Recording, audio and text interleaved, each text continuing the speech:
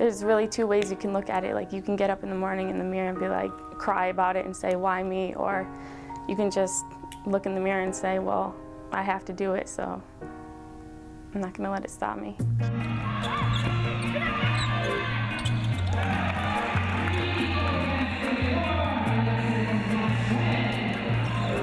It hasn't been easy, but Alexys Vasquez isn't letting diabetes stop her. She's continued her normal activities since she was diagnosed at 8 years old. When I was diagnosed, I looked at my mom and she started crying. My dad looked like he was hit by a truck or something, and I had no idea even what diabetes was. But she's learned, she's had to. It's up to her to closely monitor her blood sugar level. And as an elite athlete, her levels are more susceptible to change than others, which puts her at high risk.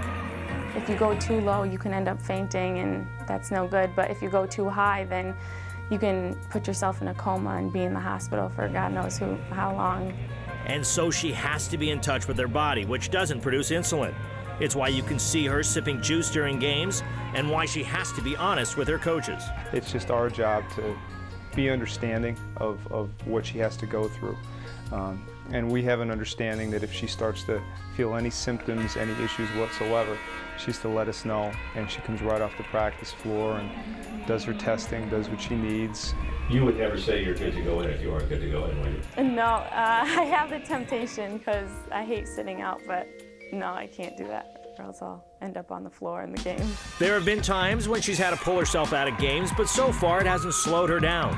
The sophomore from Berlin, Connecticut, is almost always in the starting lineup, and her three-point shooting percentage was one of the best in the country. A lot of parents, like nowadays, will be like, kind of limit their kids when they find out they have this, because it is a lot harder to deal with when you're an athlete. But she urges people to follow their passion the way she's following hers, despite the condition, as long as, like her, they do it right.